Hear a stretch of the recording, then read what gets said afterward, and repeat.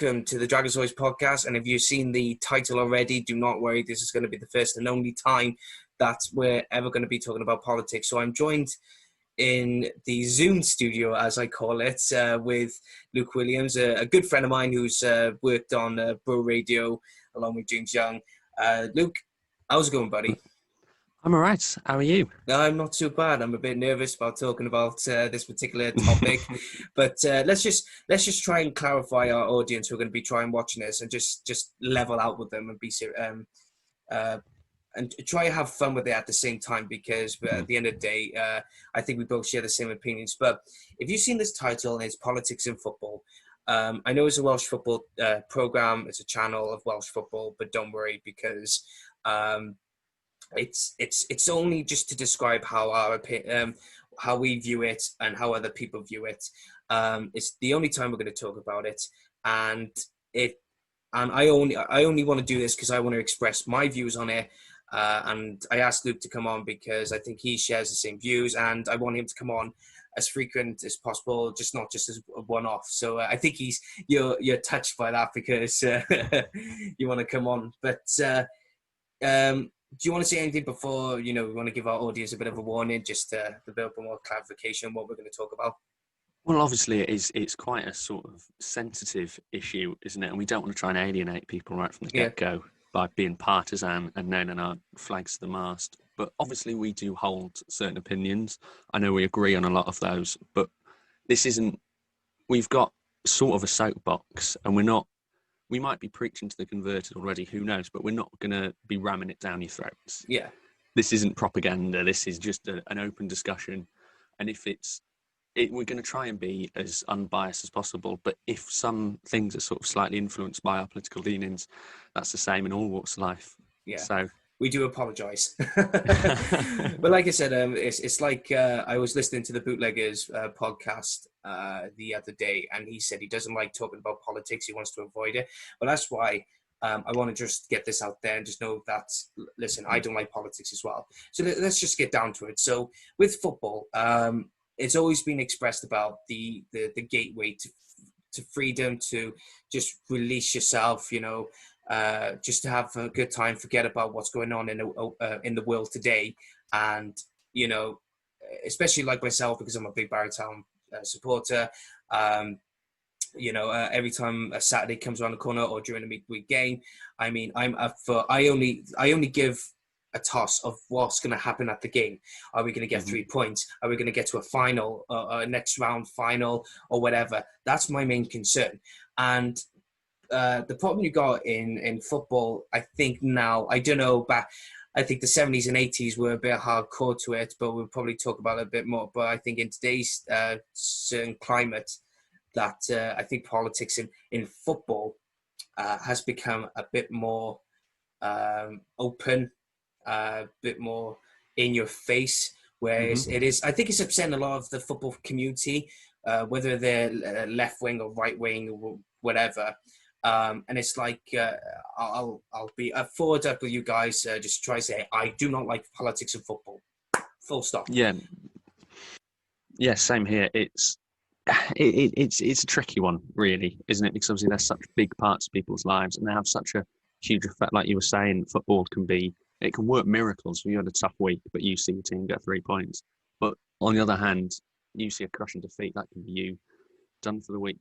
But no, I think we both share that view that politics in football is something that can be a bit too out there, and it should probably be cut down a bit. The thing is,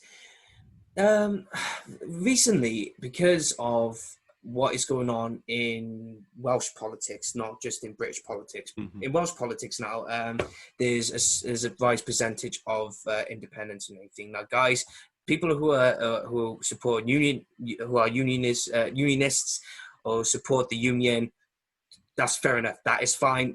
We're not going to judge on that, because we still love you because you're Welsh football fans, and that's fine. That is absolutely fine. The thing about me and Luke is, sorry to upset you guys if you had any high hopes. We're both pro Welsh Indie, but that's I don't know about you, Luke, but for me, I don't know if you see me on social media. Well, I know you follow me on social media, but you don't see me talking politics as much, especially about Welsh independence. I mean, I support it, but I'm not as a fanatic as some people are that I know in football, you know. And Yeah. And the thing is with me, with my social media, and when I talk about stuff like this, I'd rather talk about a few things I love the most, and that's wrestling, not politics, but wrestling, football, what film is going to happen next, or there's a few other things, and politics is right at the bottom of the pile, especially in my views and opinions. I don't know about yours, but it's like now in Welsh football, you see a few Welsh clubs, particularly in places like Carnarvon, Bangor, especially up in North Wales. I've noticed in North Wales a lot, where you see a lot of Yes Cymru flags and independent flags and everything like that. And one of the reasons why I don't particularly like it, I see it at the ground, is because I know you're trying to get it out there, but using football, in my opinion, is the wrong way forward, because you're trying to bring everyone together as one, not divided as bits and pieces. Now, some people are going to be listening to it now thinking, well, who do people think I am to say that? Who do they get, you know? But one of the reasons I say that is because I hope this person, you'll probably know this. And no, it's not who we know. It's someone I know. It's someone I know. And I'll tell you this for now. I went to an away trip it was Barry v Cefn Druids, and it was an away trip. Now, around Cefn Druids area, it's very pro-independence Wales. It's very like that. And one of the things that happened during that day was a friend of mine had a flag, and I'm not a fan of this flag in particular, not because of political reasons. I just thought it was just a weird flag. And what it is, and I hope he's watching, I said, look, to the guy I'm talking about, and if you know who you are, I love you, don't worry, it's all good. But it's a flag, right? It's an English flag, England. Yeah. It's got the Welsh dragon in the centre. It's got Barrytown in two corners. So it's got the Barrytown name and the crest. And then it's got Derby County and the crest in the other corners. Yeah. And this friend of mine is from England. He's from Derby, but he moved to Barry and everything. So it's understandable. I understand why he did it, and that's fair enough. That's fine, because another friend of mine has got Barry, Cardiff and Wales. My town, my city, my country on it. That's fine, and that's his. That's absolutely fine. You know, and then another friend of mine who was there, and I was a bit cautious for them. I wasn't cautious for myself, and I tried to say to one of them, because they were saying, "Oh, I don't get these pro-indie Wales and everything like that." And all I said to my friend was, "Be careful what you say. This is a pro-indie Wales area. People will take it the wrong way." And because he knows me as pro-indie Wales, but I was trying to say, just be careful what you're saying, because, you know, I could go to your kind of neighborhood, figuratively speaking, your part of neighbor, and say this, and it'll brush people the wrong way. It's exactly the same. So, and the next you know, he was swearing at me, effing and blinding at me, and that got me all rivaled up. So I was arguing back, and we were nose to nose. We kissed and made up anyway, because, you know, football matters. And I said, look, I'm sorry, but I was trying to say this. And he apologized back. And but going back on that flag situation, I was trying to. It's stupid, but it's what he wanted. It means something to him, and I thought that is fine. And I swear, go on. Oh, no, I was just going to say, obviously, football is a very partisan sport, because you choose your team, you follow them, you stick with them thick and thin. And politics is, in a way, like that. So I can understand the sort of blurring of the lines between. But you mentioned the flags, and it's sort of a global audience, or it at least spreads your message. But you don't want to alienate anyone. Yeah. I mean, especially if you're on the terraces, everyone's together, regardless of your political views. I think one of our mutual friends has said that there's a few down at Barry who he doesn't necessarily agree with, and he actively opposes, but he will still go over and say hello, and he'll still share a drink with them, because at the end of the day, it's football that's uniting people. Yeah. It's not, you're not there to discuss what happens in PMQs or anything. It is purely to watch the football. Yeah. So it's a tricky one because I can see both the pros and the cons. Whereas, I mean, you want your message to be heard. You want to say, "Oh, this is what I believe in. This is what I think is right for the future." But at the same time, you don't want to then be alienating people who, at the end of the day, have just come to watch the same football team as you and want to have that sort of unity with you. Yeah, I completely agree because I know a lot of mates who are unionists, and that is fine. Like I said, I'm not as forgive me, guys. I'm not as a big anti-unionist I am. I just my view is I just want Wales to stand on their own 2 feet. That's just my opinion, and some of them, most of them actually said fair enough, but this is mine, and I gone fair enough. Do you want a pint? And that's it. I'd rather have that discussion, and sometimes it could be radical. Sometimes some of the comments can mean one way, but I think sometimes you just need to take it with a pinch of salt and just get on with it, because at the end of the day, it's not just a football club you're going to go and support, especially like with Barry. We're all as one, we're a community as one, and we shouldn't all be isolating each other because of what our views are outside of the ground and everything. And it's like I think one of them said that the reason why they don't have what was it? We used to have, yeah, that was it. I mean, you got to look at back in the day in the 90s when I know I'm using Barry a lot, so anyone who's watching who's a Barry fan, sorry, but I can only use it as for my experience. But looking back, I mean, we used a lot of Welsh flags as Barrytown FC, but we used they used to use Union Jack flags, and I remember where they used a yellow and blue Union Jack with Barrytown on it, and I thought it was cool. I was like, oh, that's clever, But like I said, I probably would. I'd be a bit but it's Barry, and trust me, I mean, but like I said, just going back on the Kevin Druids scenario, that incident, like I said, we kissed the made up and we won that day. I think we won 5-2 or something like that. I think that was the score. Or no, we lost that day, but we still kissed and made up. But that was the thing. But we played very poorly. However, but it's not just in that area of Druids area, because that's in Flintshire, and I know in Flintshire area it's a big follower. But if you go northwest Wales and you go into Carnarvon and Bangor area, that is pro, very pro. And I remember I walked there and some of my mates just looked around and went, "Oh, for God's sake!" And like I said, we can say anything we want on here. It's not as I don't have a higher up. I am the higher up. No, but I remember just some of my mates going, "Oh, for fuck's sake." Some of the politics and that. But I just want to, like I said, my views on the politics is just, it's not just in Welsh football. It happens in a lot of places, not just in Wales, but in England, in Scotland, especially in Scotland, and especially up in the Eastern European countries as well. I mean, funny enough, I was watching HITC 7, and and they were talking about CSK.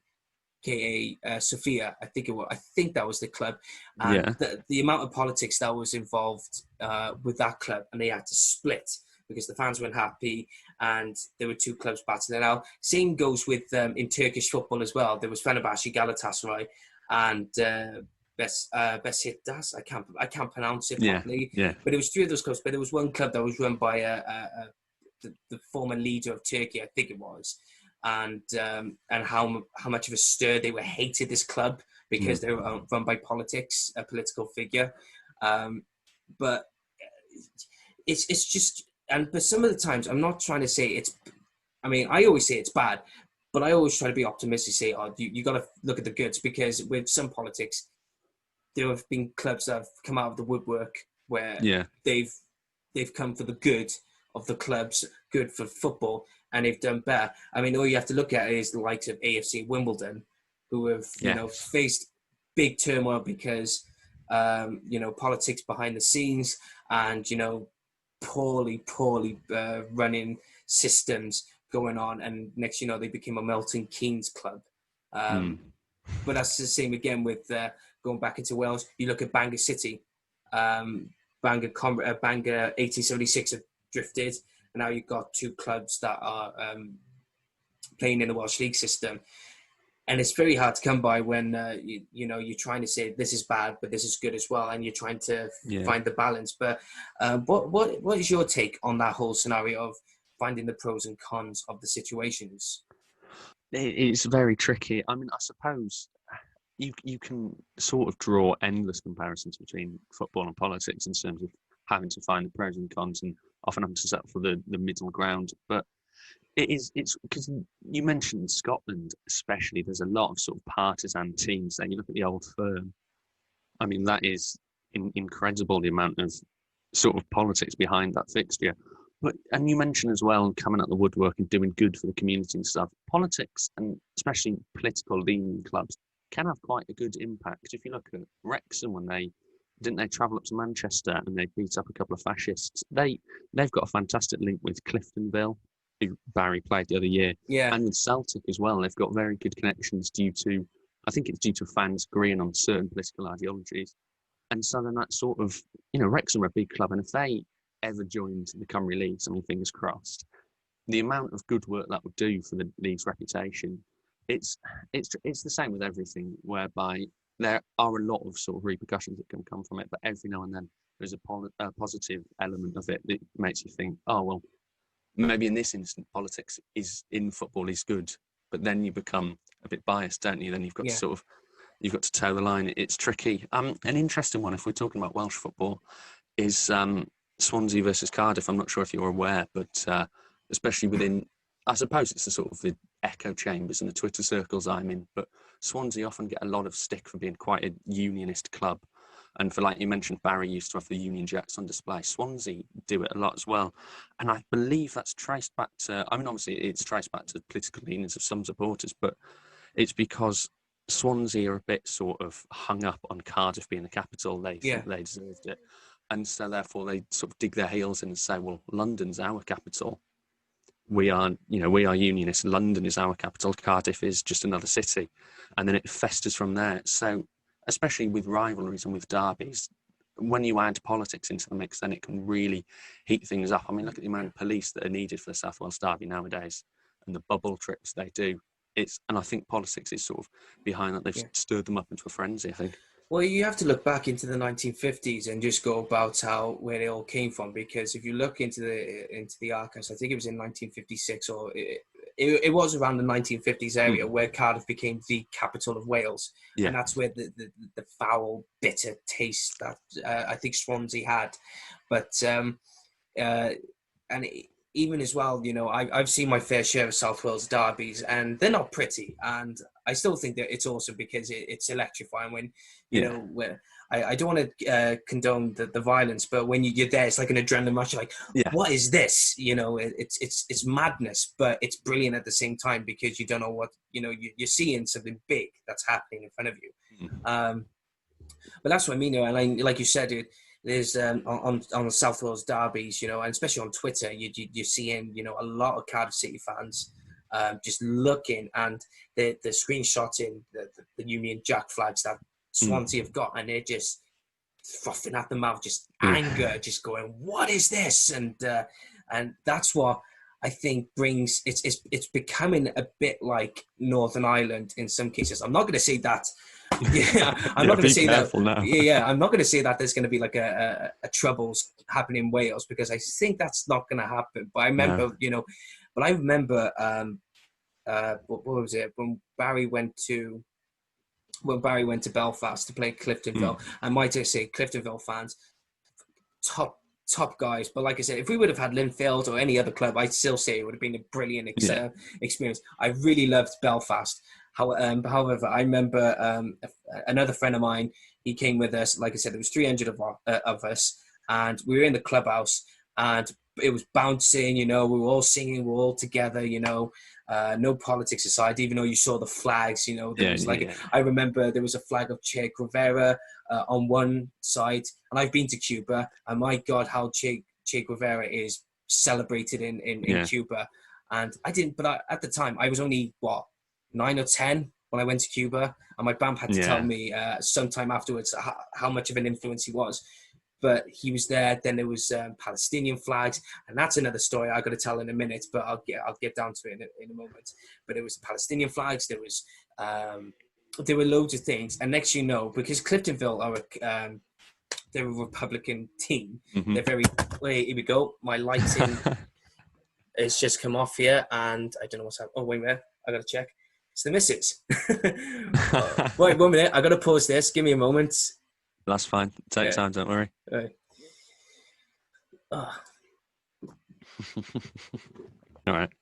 All right, here we go. All right, we're back again. Right, I do apologise, ladies and gentlemen, and a lot of you football fanatics are going, "Oh, he's under the thumb." So no, she said sorry. My missus said sorry, and she asked me to run a bath for her later on. So cracking. But no, what was I talking about then? Was I talking about my trip to Cliftonville? Was there? Yeah. Yes, that's it. That's it. Yeah. Yeah. Going back to what I was saying. So there was a lot of flags and a lot of political symbols, pictures, and everything. Not that that's a problem. I thought it was awesome, you know, because when you go into different clubs and you see their environment and everything, it's absolutely fantastic. But a friend of I was with a couple of guys, and a friend of mine came up and he said, "I got a Barry Town flag we could put up." And he went, "Oh, show us then." And as he unzipped the bag, all I seen the colours were blue, red, and white. Oh. Right, and I just went, "Oh no!" And as he pulled it out, it was a Union Jack, Union flag. I keep calling it Union Jack flag. He pulled it out, and my mate just went, "Put that back in the bag. What are you doing?" It's just because you know it's like in Belfast and all. I mean, I remember when after the game, even though we lost 4-0, we went on a bus tour the following day, and the guy who took us all around Belfast, or nearly all around Northern Ireland. It's just the amount of how the city just decimated itself, you know, because of the politics and ideology, and where we were staying down the road, I think it was the Olympia Hotel. I could be wrong with the name, but down the road was a hotel that's been bombed 20 odd times, and I was a bit. Oh, and with Cliftonville, and I was talking to one of the Cliftonville fans, and I should say, lovely people, you know, not just Cliftonville fans, any fans in Belfast that we were talking to, but they was talking about how their rivalry there in Belfast, there's Glentoran, Linfield, and I can't remember the other club, probably Ballymena, but they're all Union Protestant areas, right? Yeah. But it was Linfield that they're more rivals with. And the stand we were at, where we took over, it was nearly glass damage and everything because they had Linfield a few weeks ago, and they just decimated the stands. But we didn't care. We had a fox, you know. We had a fox. We had a fox. I think that was our way of saying, "Hey, we're Welsh. We don't care." But I don't know how my mate got that taxidermy fox from somewhere. I don't know how he got it back through customs. That's the one thing. But just going back on the little serious issue, though, it's just that when you go into these environments and you see what some clubs stand for and everything, you just think to yourself, blimey, you know, how much of, you know, support. And I saw Wrexham pictures, I saw Celtic ones, and they've got, I think I saw like a frame, and it was just pictures of all Celtic and Cliftonville games, you know, because of the connection. And it was just mind-boggling, to say the least. And, you know, I can't put words, I can't describe how I could put words, you know, just to explain how awesome it was, but at the same time, how very, how very eerie it is, how very eerie it is, and how very cautious you have to be, you know, because you don't know with some countries.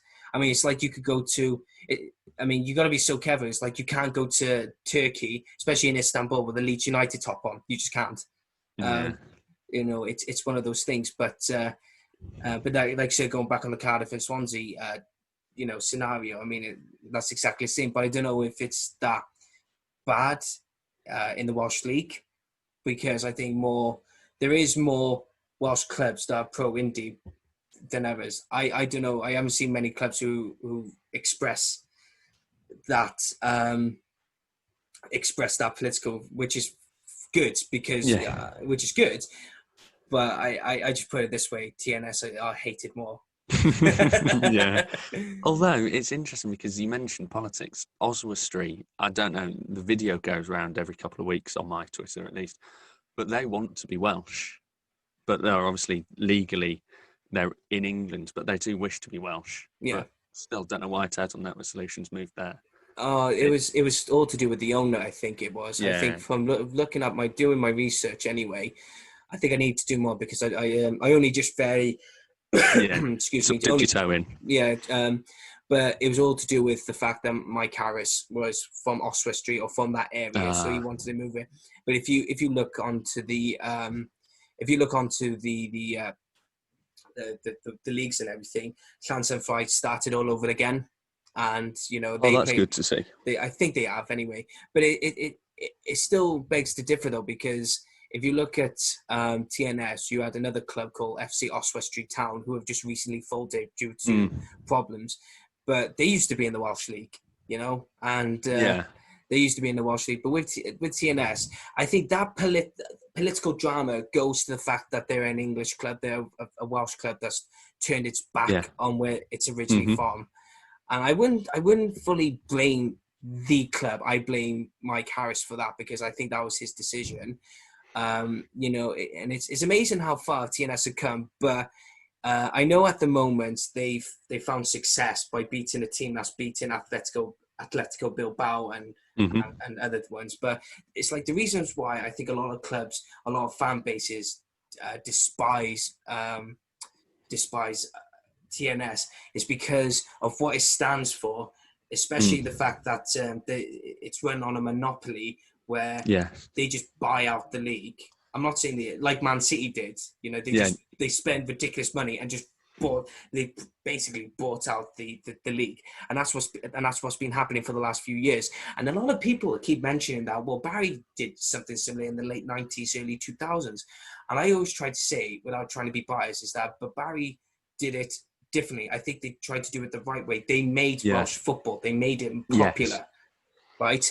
It's when Barry, because I ran about in the 90s, and I think this is going to be the only time where I speak more freely about Barry, because on the other episodes I try only mention him a little bit, and sometimes I don't want to mention him at all. No offense to them, but it's just when you're talking about other things. But in the 90s, you got to look at Barry, where in 94 onwards, I think it was just after, beating Cardiff in the Welsh Cup, and then all of a sudden they had a good run. They became one of the best teams in Wales. They were beating teams in the Welsh teams in the English league system, especially like Wrexham, Cardiff, Swansea, Newport and that. And they were making a name for themselves. And then in the European competitions, if you look back, it's not really a fantastic record. But if you look in 96 and 97, they had a good run. They played against Aberdeen. They gave them a run for their money. They beat Porto in one leg. I know they lost heavily in the first one. I know, but still, it's still, how can a team like Porto still, you should see like a clean sweep, Yes. They had Deco playing, didn't they? Well, in the first leg, they had Deco playing, but they had still current or future Portuguese stars or Brazilian stars in the second leg. And they were still very competitive. So, if you just got to look at the facts and figures of their Barry Town's record, it's not too bad. But if you look at TNS's, the 80% of their European games are all losses, if not the percentage is more. Yeah. I don't blame them, because most of the clubs they played against, because they were qualifying for the Champions League all the time, some of the clubs they were on, they played against Liverpool. And I was talking to Mark Lloyd-Williams a few weeks ago, and he was at TNS when they played against Liverpool, and they were the current Champions League winners. Then they played against in the Europa League. I think it was Europa League or UEFA Cup. It was Man City, but they were playing against big clubs. So I'll give them the benefit of the doubt, but at the same time, they should have been beating teams that were on their level. And that's one of the reasons why I think, if you want to look at it politically, that they're a Welsh team that defected to England. They're dominating the Welsh Premier League, but at the same time, they're just embarrassing the Welsh League by losing heavily to clubs that they shouldn't be losing to, or they should be, given a run for their money. I'm not saying they should be winning, but competitive-wise. Yeah.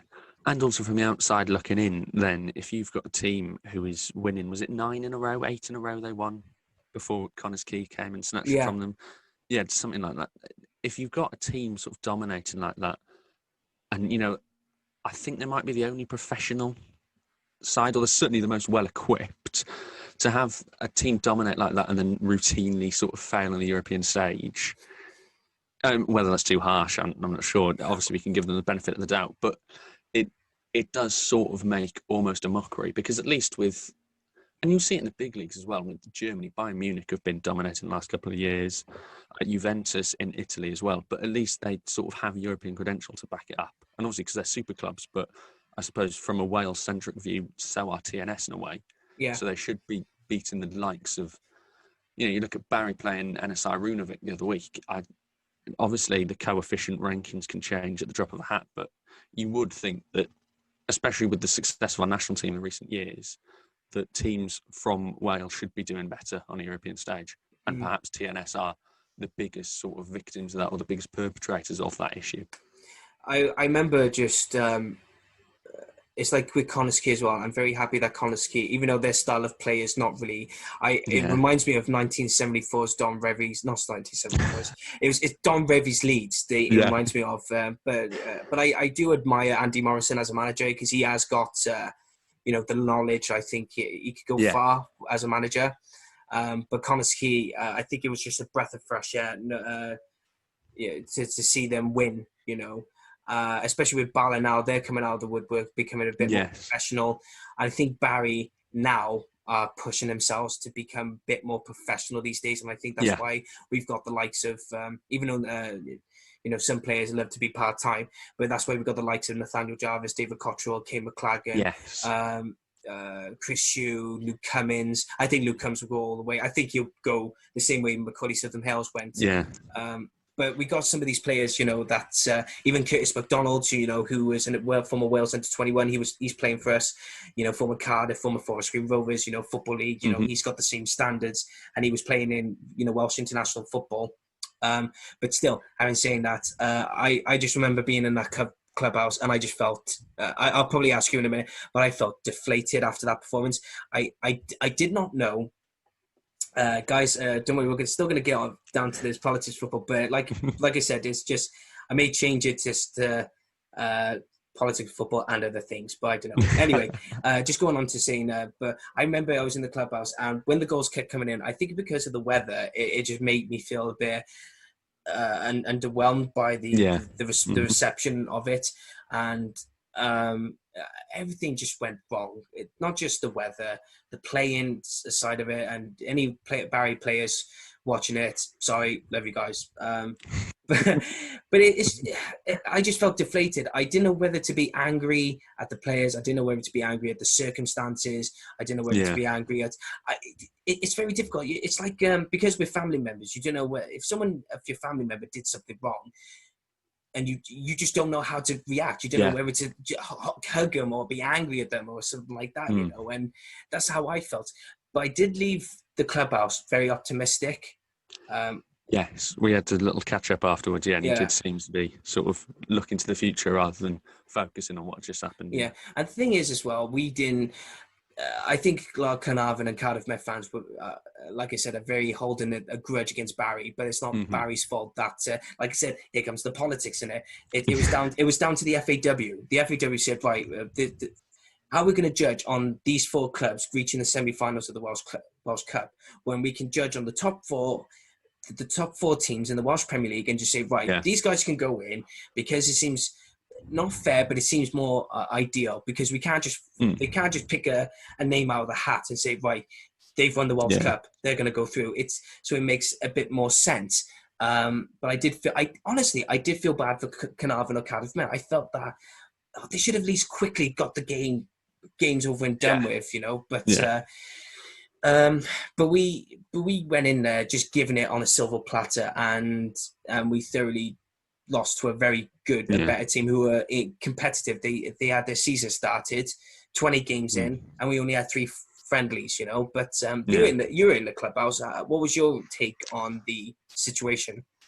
Well, I think James and I might have covered this on the radio show. it obviously had a lot of Welsh football fans. I know us two included, we were a bit sort of worried then about where this left, the JD Cymru leagues on the international stage.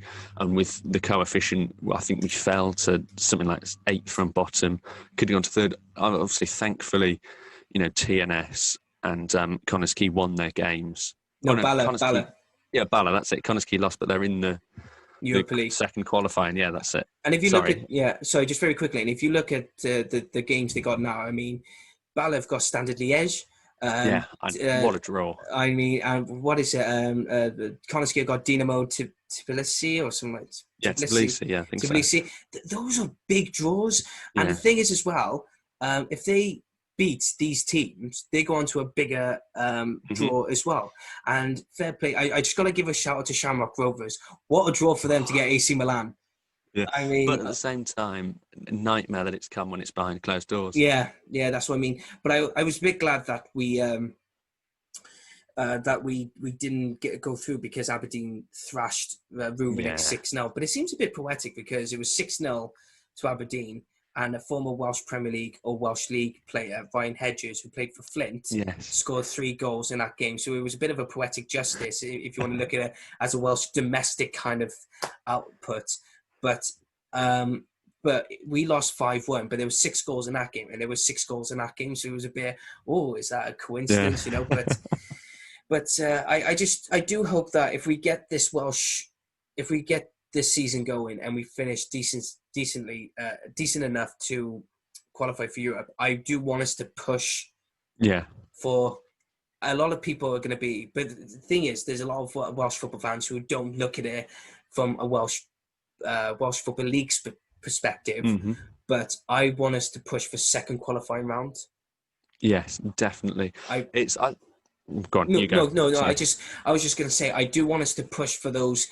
If we keep pushing for the second qualifying rounds of the Europa League, I don't know so much about the Champions League. I'll leave that to one side because that's asking for a lot. You're taking a big gamble on the Champions League. But if you're looking at the Europa League, you've got 50-50 chance. You are guaranteed a 50-50 chance. And you're going to be facing teams, that's going to give you a big revenue. Just imagine Barry playing at the Cardiff Stadium against Galatasaray or AC Milan, someone like those teams, or Dynamo Kiev again.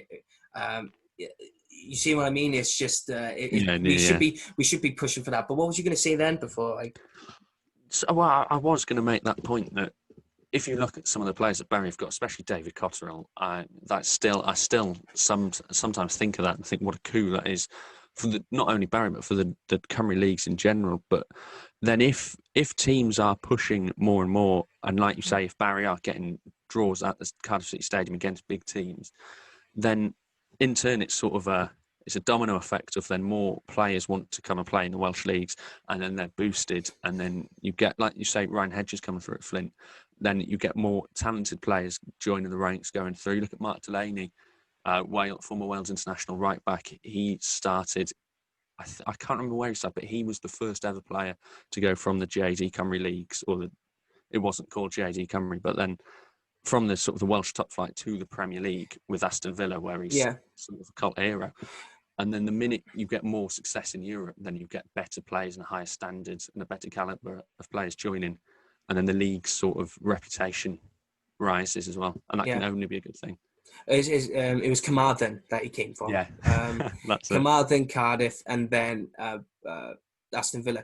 But it was amazing back in those days when in the 90s, early 2000s, that Cardiff were looking into Welsh Football League talent. That's why I give a lot of credit to Cardiff at the same time, because we've had a lot of quality players from Cardiff to go to some of these Welsh League teams. Yeah. But then a lot of Welsh League talent have gone to Swansea and Cardiff and Wrexham and Newport. All you have to look at is, look at Ben Kabang. Is it Ben Kabanga? Yeah, Ben Kabanga. Yeah, Kabanga. But I'm still holding a bitter sour taste in my mouth because Christian Deutsch should have been given the call. 100%. And especially with all the players that dropped out the other day. Tyler Roberts dropped out, and he should have gone. Ryan should have gone. All right, then bye. Yeah. Georgie, come on. Well, Tyler Roberts was on the bench for Leeds today, so I think there's got to be an inquest into that. But Yeah, I think definitely. And Christian Doidge as well, if he had got the call up, that would have been, such a huge boost for Barry and such a huge sort of reputation boost because I'm going to present this and then I'm going to ask for your sort of if you agree or disagree. A lot of, especially Welsh football fans, sort of, and it can be said the FAW themselves as well, just view the Cymru Leagues as a means of getting an independent football nation because, obviously it seems a bit hypocritical of me sitting here, a boyhood Chelsea fan who is complaining about other Welsh people supporting English sides, but a lot of my friends are, Liverpool fans, Man United fans, even Cardiff City fans in the English leagues. And I think a lot can be said of the fact that a lot of Welsh football fans do disregard the huge part of the JD Cymru Premier and the JD Cymru leagues as a whole sort of play within the makeup of Welsh football. Yeah, no, I agree. No, I do agree with you because it does undermine the standards of the Welsh League as well, because you do get a lot of players that have come from the JD Cymru Premier or the League of Wales or the Welsh Premier League, whatever you want to call it. I mean, you've got to look at Mark Delaney, you've got to look at Ryan Hedges, you've got to look at Christian Doidge, you've got to look at I can't think at the top of my head. I know there's a few more. Yeah, there's quite a few more. There's quite a few more. You got to look at Macaulay Southam Hales. I know he's struggling a bit because Joey Barton has been a tosser like he always is. So isn't he? Well, yeah. But it's like Andy Morrison, managers like Andy Morrison, Gavin Chesterfield, even Craig Harrison, Scott Roscoe. Some of these managers are perfectly capable. Touch words, I don't want Gavin to ever go, but these are some of the kind of managers, that are perfectly capable of managing National League, conference, or even League One, League Two, even dare I say Championship teams. It's a never say never. But what I think needs to be done is that it's like I had a conversation with my BAMP about this so many times. And my BAMP is not a football fan, but he said something that I thought was really interesting. He said the FAW, back in the early 90s, when they started the League of Wales, they just thought, we need the international team to go play in the World Cup or Europe. Let's just start up a league and just leave it at that. Yeah. And they started up a league and they didn't give it a meaning, but they've got their national team playing at international level and everything. So that was it. But what goes wrong comes wrong. And it seems like... the ignorance, the naive, or the unknowing, or the uneducated people who I've had so many, I don't know about you, but I've had so many people come up to me with me supporting Barry. They say, right, if Barry win the Welsh Premier League, where do they go? I just go, well, yeah. What do you mean? It's like, well, we go to Europe. He goes, yeah, but you get promoted to the national, the conference. Yeah. And I'm thinking, no. That's like asking a Celtic fan, where do Celtic go after winning the Scottish Premiership? They go to Europe. They go to Champions League. Well, it's interesting you mentioned the Celtic in the Champions League, because obviously they lost to, was it Fenerbahce the other week? Yeah, quite an upset. And I did see a lot of people saying, well, do they have to play in England to get success in the Champions League? And I was thinking, no, because that's not how it works. Yeah. If say, for example, I don't know, if Porto perform poorly in a Europa League or a Champions League qualifier, you don't have people saying, well, they should go to La Liga in Spain because it's a bigger league. That's not how football works. Yeah.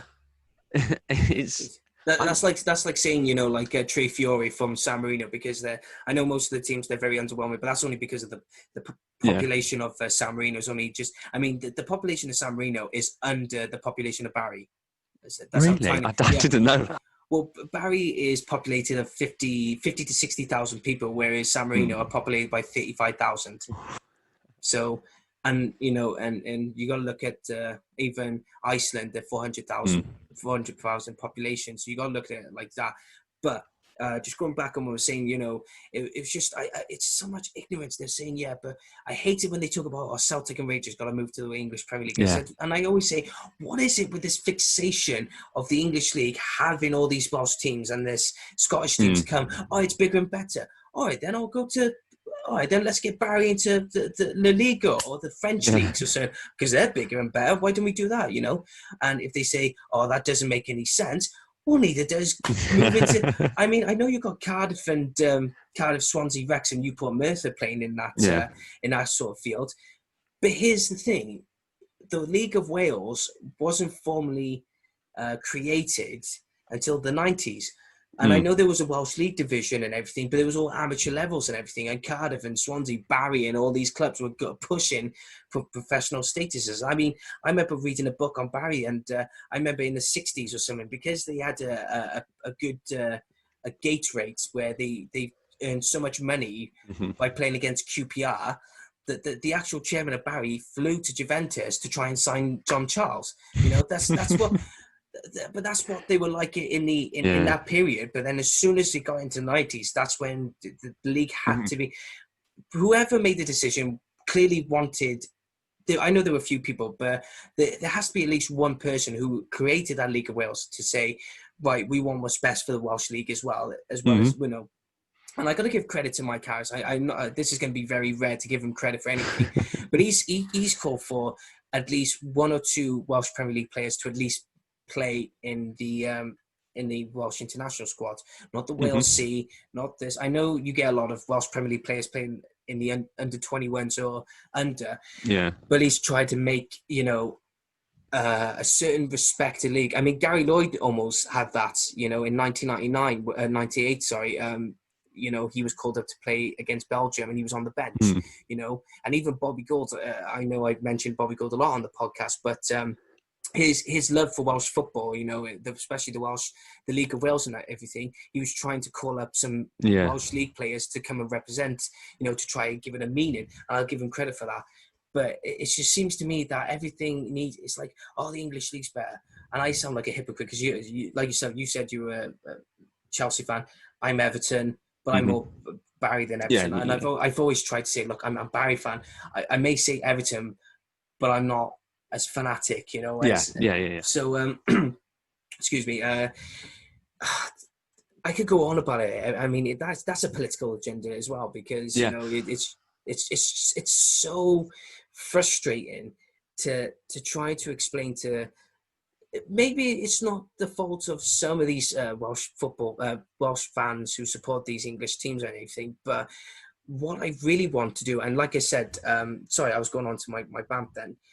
He said though, they need to get not just JD as sponsors, they need to get more sponsors in. Yes. They need to get a funding in. They need to get someone who, even like a board of director, a board, you know, where they fully focus on the Welsh League side to try and make it more better, because they can't rely on JD Sports money. They can't. No. It's like JD sponsoring the Cymru Premier, the Cymru South, Cymru North. I'm thinking, well, if you look at England, and here we go, it's like Barclays Premier League, EFL Championship, right? Sky Bet, isn't it? Yeah. Sky Bet Championship, League 2, League 1 and 2. Then you got the National League, but the Vanamara, but they went through different sponsors. But do you see what I mean when it comes to all these sponsors and everything?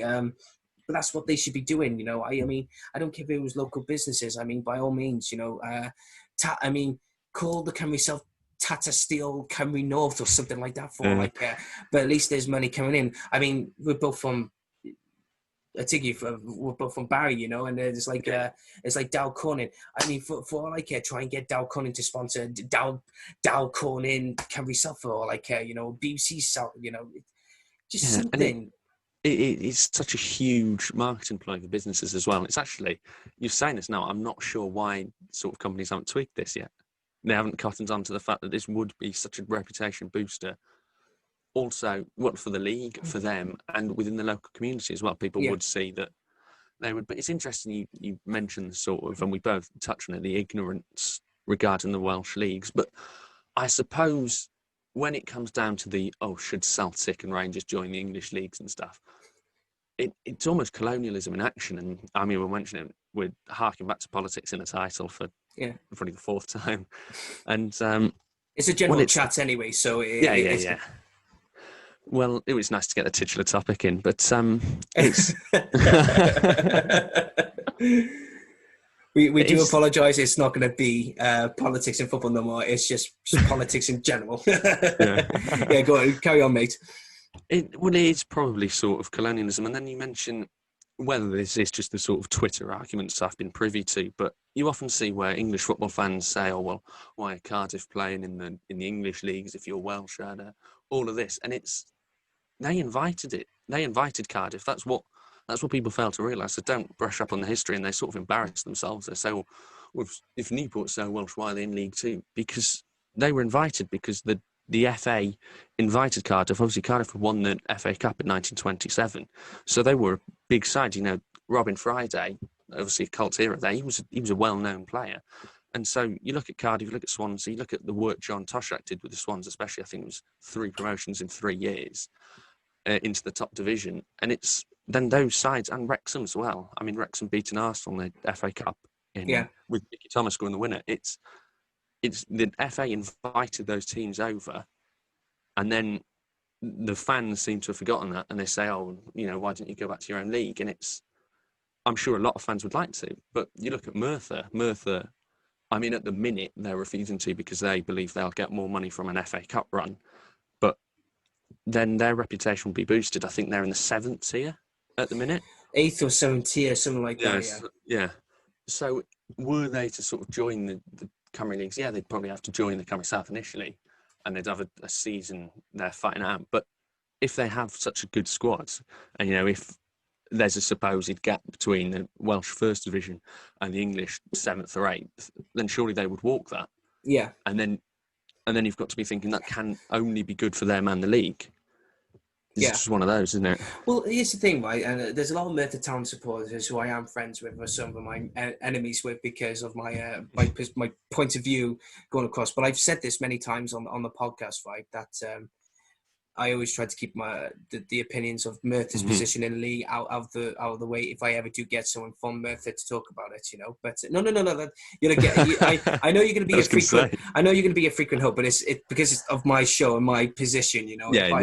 If I see something bad about Merthyr, then I think I lose the support from Merthyr, and do I have to counter it? Yeah, so but Darren Park's lovely. No, I remember one of the best games I've ever been to was Barry going away to Merthyr Town in 2011 when they first came back to the Welsh Cup, and Barry beat them 3-0. But that's just the states that Merthyr were in and we were in. I think we were more desperate than, you know, and it's a big rivalry if you look at Barry and Merthyr. But just going on to say that the way they say as well, I think it is a bit, no disrespect to Merthyr fans, like I said, but the way they say they prefer FA Cup money to Europa League money, I think that's a bit ludicrous, to say the least, because the FA Cup money, especially in the qualifying rounds and the preliminary rounds of the FA Cup, it's only just under £1,000, or in between £1,000 to £2,000 prize money, depending on where you finish. The only way you're going to ever earn, you know, in the tens of thousands mark, you know, the 10s, the 20s, the £30,000 mark, is by reaching the first round. Or to earn good money, you got to reach the third round of the FA Cup. And the problem is, you got to play 5 or 6, maybe if not 7 rounds of the FA Cup to get to that stage, and whereas like with Barry, you know, we've just earned €220,000 or pounds in the preliminary rounds of the Europa League, you know. So, and the thing is, well, with Merthyr is that they say, you know, we don't need Europa League money, especially the same as Wrexham, because Wrexham have been in the conference now, or the National League, for just over a decade, and a lot of Wrexham fans I've got a lot of respect for. They say it's embarrassing that a club like Wrexham is hovering a yo-yo just within that league structure. But they've always said we don't want Europa League money, we want FA Cup money. But I look back on the success that Merthyr and Wrexham had, and the success that they had was all through Welsh Cup tournaments and competitions. And like I said, Merthyr fans are probably watching this now thinking, well, how dare you say this? I said, look, if you've got your reasons, that's fine. I mean, I've said my bit. I said my fair share. That's absolutely fine. If you want to stay in the English League, that's fair enough. But I want you guys to think about, you're talking about you don't want the Welsh Cup, you don't want Europa League money, then stop going on about no, I'm kidding, but you're mentioning mentioning Atalanta. You're beating Atalanta 2-1 in the first leg, and then you lose out. But just remember this: the only way they played against Atalanta was by winning the Welsh Cup, ironically against Newport, right? Same as Wrexham. If you look at their European records, right, all of that was through for the Welsh Cup. Yeah. And I'd love it if Wrexham came back in the Welsh Cup. I'd love it. Brilliant. I would love it. I'd be like, yes, Wrexham away, let's have it, you know. And but yeah, if you look at it, and especially as well, those 5 Welsh clubs are very lucky to have played, especially in the late 80s, early 90s.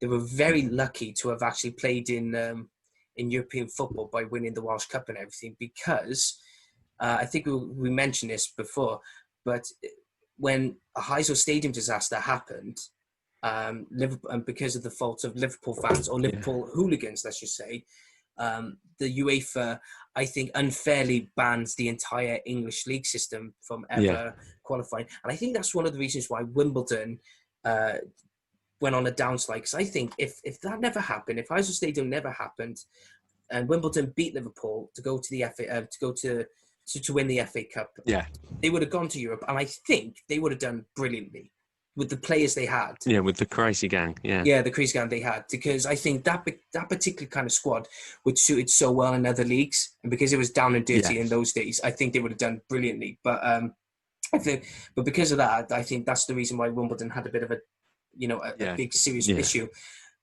But those 5 Welsh clubs that remained in, well, at the time, Colwyn Bay were in it as well, but they weren't frequent Welsh Cup winners and everything. But those 5 Welsh teams, remained lucky to well, especially like Cardiff, Swansea and Wrexham, they remained lucky to actually have gone on to win the Welsh Cups a few times and gone on to play in Europe. But that's what I mean, though, is like, if someone asked me, funny enough, someone asked me the other day, I said, if you had to choose all these Welsh clubs, who would you pick to go? And I said, look, it's too late for Cardiff and Swansea. They are too big. A lot of people say they're too big for the league and anything, but I say Cardiff and Swansea are the only relevant clubs. Like I say, they're too big. They would literally dominate the Welsh Premier League. So if they're happy, being a small fish in a big pond in the English league, which is fun because it's good competition and everything, they let them carry on. 50-50 with Newport and Wrexham. It depends. Especially, I got a lot of respect for those clubs. Merthyr, without a doubt, they should be. I mean, I can't understand it, but and a lot of people, it's like a lot of Merthyr fans say, if they would say they were too big for the Welsh league. I doubt that, but I'd say it would bring in a decent attraction to the sport of Welsh football, especially if Merthyr were to say they did, let's say in this alternate universe, or say in the future that they did go into the league, into the Welsh league, they would dominate the Cymru South. They would turn some of those players, those clubs, inside out. They would just bend over and spank their asses, and then they would. They would. They would. The quality they got, the football side and everything.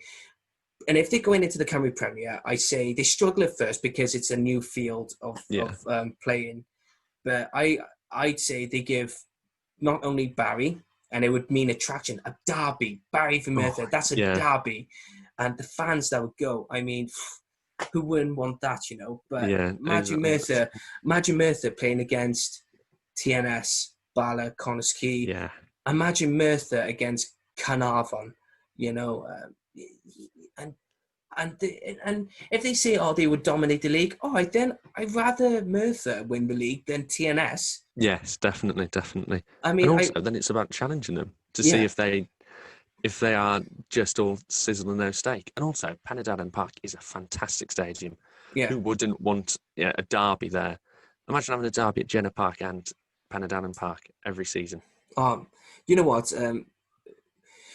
Merthyr was supposed to be playing Barry this Saturday for a friendly, and even though he was behind closed doors, what is it with this COVID? It just ruined good football. We can't.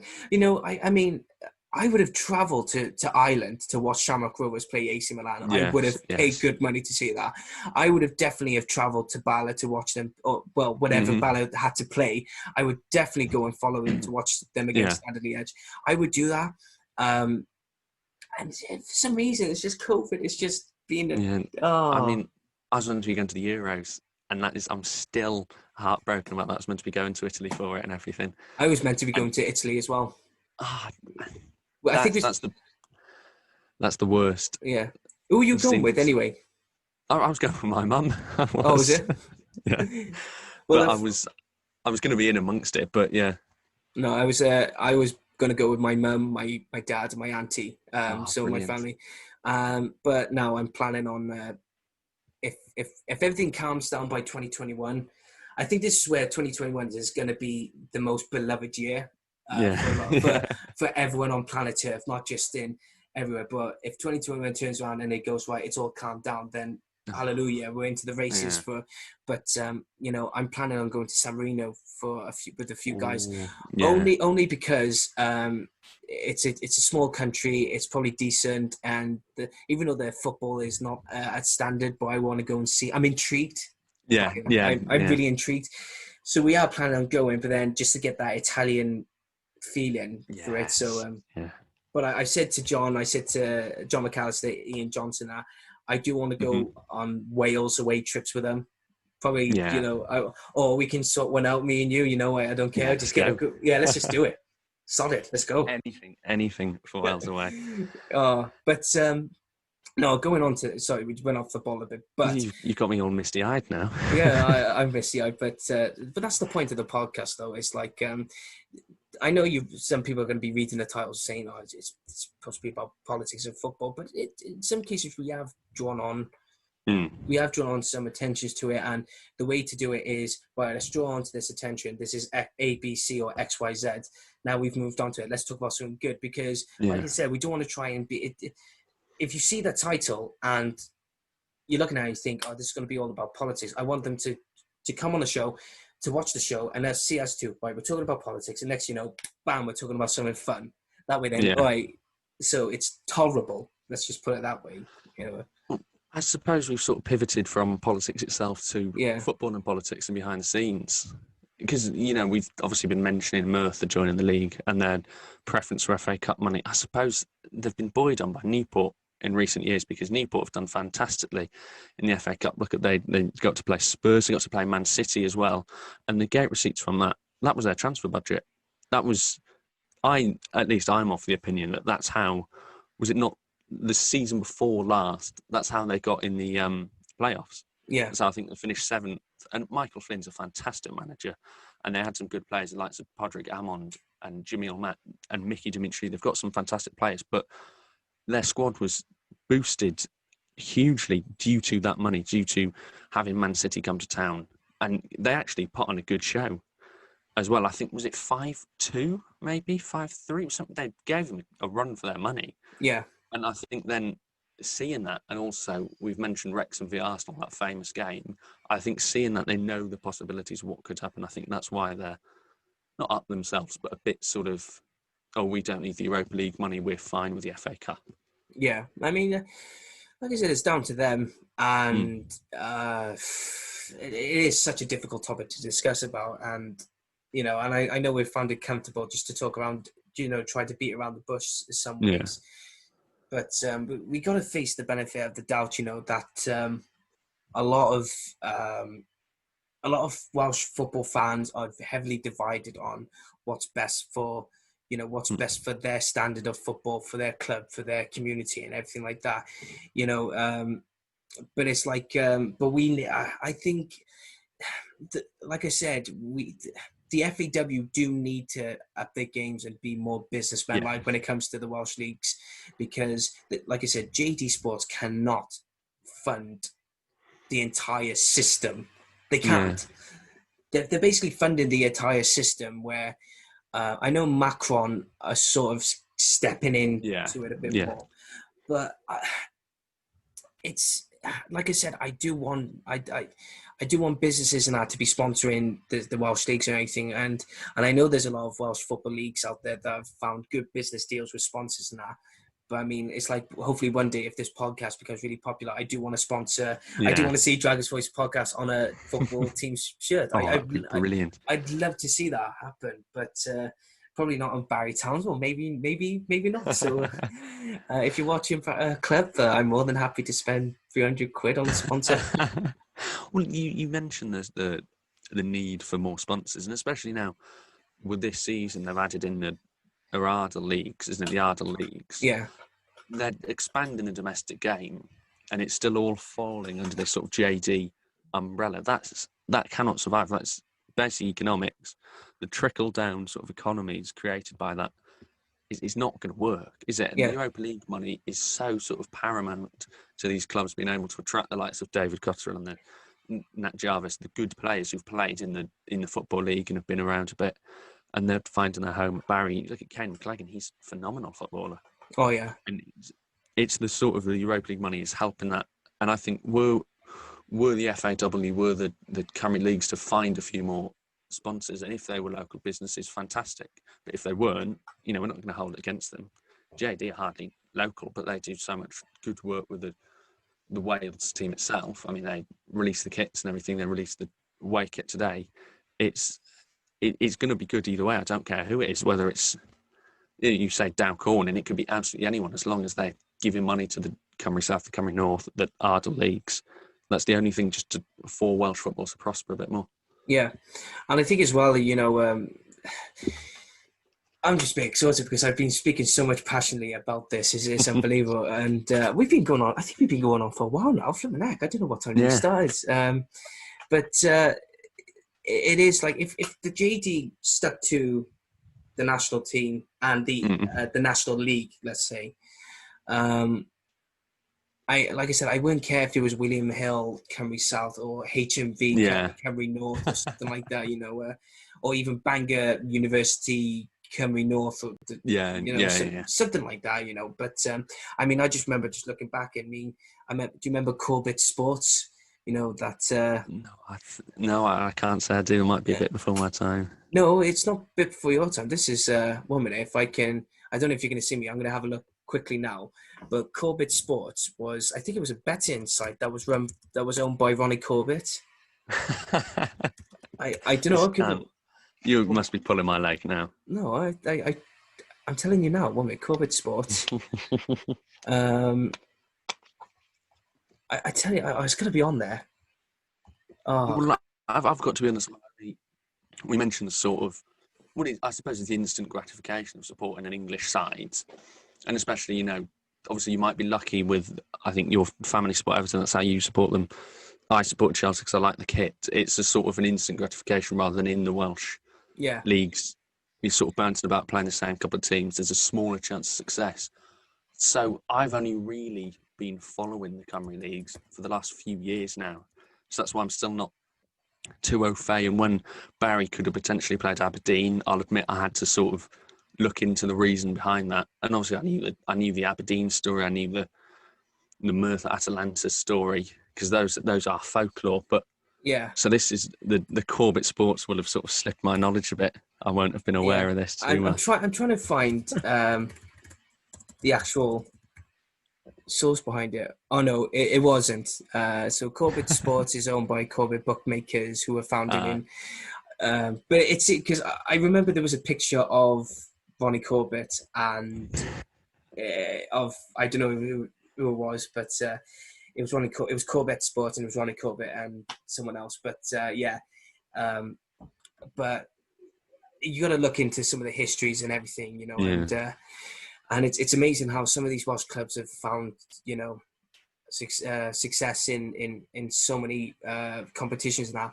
But it's like with Bala, I'm glad they've broken their curse, because they had a very bad European run, never won a game and then all of a sudden, and it's like they even lost. They even lost to San Marino sides. I think it was Trapeno or Trefiori. But now they've qualified and going on to play Standard Liège. I'm just jealous. I'm thinking, oh, this 23 is going to kiss my ass. Oh, man.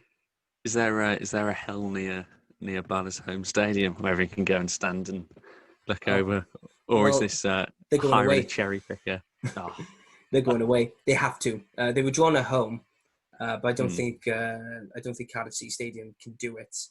No, is it Connors Key are playing at the racecourse? Yes.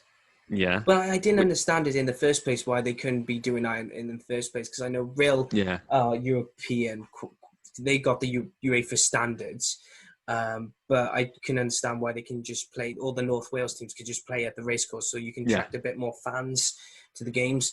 I know they have done in the past a few times, but I think they should do it more often, and especially in the southern sides where Lecco Stadium and Cardiff City Stadium. But I do want to see Barry play in the. I want to see him in Jenner Park playing in the Europa League at Jenner Park. I mean, the sellout crowd, thousands of people turning up. That's the dream, isn't it? A European night under the Jenner Park lights. It's. I mean, I was there for the Cliftonville game, and was it Cardiff Met played at the Leckwith Stadium as well? Yeah, against Niatakon, who were a very good side, very decent side, and Cardiff Met were this close. I know. This close. I know. It was, Barrett was 0-0, and then obviously they lost 4-0 away. And those were both good days out, and they were both, I think I saw a lot more people there than I potentially would have at a Jenner Park game. Like when I went to the Carmarthen Town, the 7-1 was it. I think there was slightly more, but maybe that's the glitz and the glamour of European time. Maybe that is the fact that it was in Leckwith Stadium. It was sort of a bigger event. Who knows? But if you were to be able to have a European night at Jenner Park, a la the sort of the Porto, the famous Porto game, it would be fantastic. And the Barry Clubhouse is lovely. Yeah. I really like it. Obviously, I was there for the Runovic game. It's fantastic. So was Curtis Nelson, the Cardiff City centre-half. I'm not sure how many people spotted him. I think he's been a bit incognito, but I bumped into him at the bar. And he was at the bar, was he? Yeah, he was. He went in the Jenner Lounge and watched it. And, Never. Yeah, honestly, yeah. Are we signing him? Yeah, maybe he was a scouting mission, maybe. Maybe Neil Harris had sent him down to have a look at Ken McLagan, who knows? But fingers crossed, hopefully not. Yeah.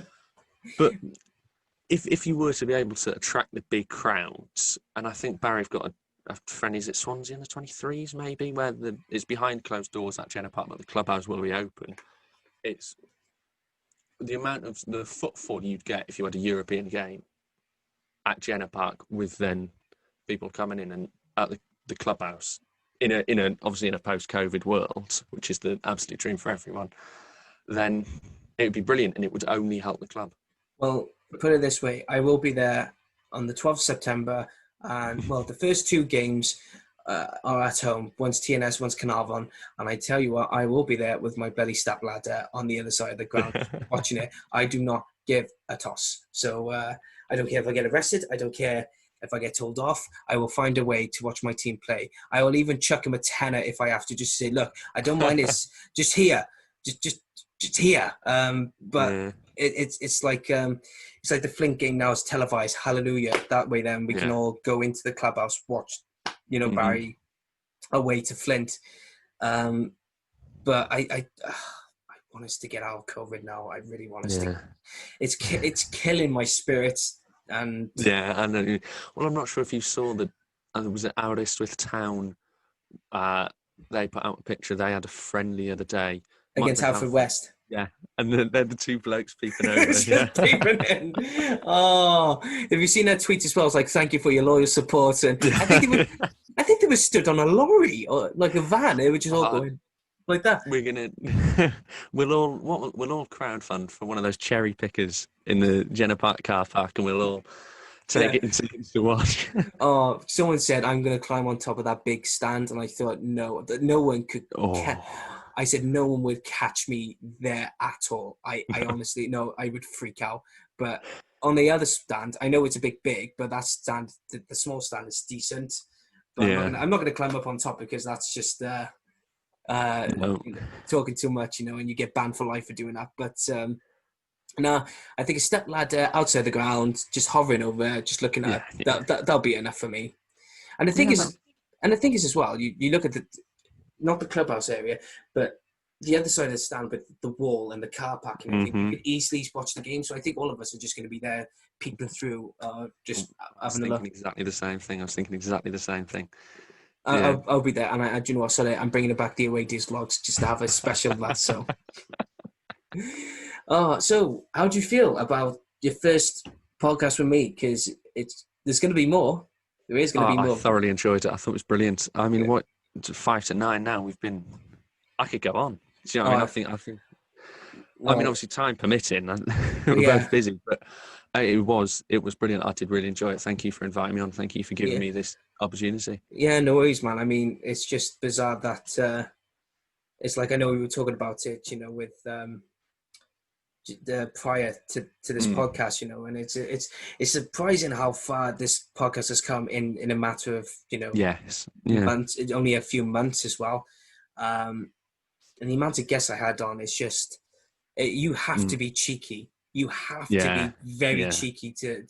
But that's the thing about me. That's my personality. I'm always cheeky. I'm always like, hey, can you do this? Can you do that? And you know, and you got to tread on people's feet just to say, hey, can you come on? But some of the people who I've had on the show have been absolutely fantastic and a big influence as well.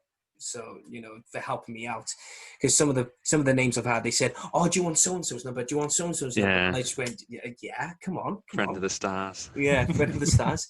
And now next, you know, within a year, in this podcast, this podcast will hopefully will go places, because I was speaking to Jordan Jones, who was on the show with Club Peldroid. He said it was going places, but I don't talk about that. I just look forward to the guests I have on. And there will be more to come, baby. I'll drop that and be more to come, baby. But absolutely fantastic. But and I'm glad you're part of the podcast family now. So yes, we're going to be on here. So we'll sort out another one for you to come on, because it is going to be, like I said, it is going to be hard for me to get these guests coming in. But that's why I'd rather have you to come on to talk about, or James Clemens to come on my show and just talk about, you know, anything at all to do with Welsh football. So that's a good time as well. That's brilliant. Yeah, and you know, hopefully, in a world where we can have more than 2 people in a Bro Radio studio in the next few weeks, we'll have to try and get you on the show. Whether it's plugging this, whether it's we'll have to sort something. I'm more than happy to come back and do a bit more with Bro Radio, especially in the sports sector, because I'm out of a job. So sorry to hear that, mate. I know, but it was going to come. DW Sports, I thought it was inevitable. It was going to happen. But it was just when it was going to happen. Yeah. But I'm still, this podcast is keeping me going. It's making a lot of people happy, so I'm happy as well. And the thing is as well, I'm very clarify this, and I'll speak more about it after we finish recording, but hopefully I can bring back the Yellow and Blue Army podcast soon. But a lot of people have been saying to me, just do it like this, just put it on my channel, but I don't know yet, so we'll have to wait and see. So more to come. You never know. You never know what's going to come. Again, Luke, thank you so much for coming on as co-host to talk about politics and football and other things. I know we went on a bit, but it's good just to talk about other things and take your mind off things, because that's the beauty. I think that's one of the themes that we just done then. Because we were talking about football, we were intended to talk about politics, and all of a sudden, politics and football. And next, you know, we're talking, it's gone from politics, football, and that's it. Yeah. That's the theme. It's like you forget that is it. But anyway, thank you again for coming on the Dragons Voice podcast. Thank you for having me. I'm honoured. Yeah. All right, guys. This has been me and Luke talking about politics and football and other things as well. So I hope you guys enjoyed it and found the time just to watch us talk about a lot of things, even if it's probably rubbish to you. But we love talking about it. It's football. That shit happens. But again, guys, thank you so much for tuning into the Dragons Voice podcast. We've been your hosts, truly, and we'll see you all very soon. Take care.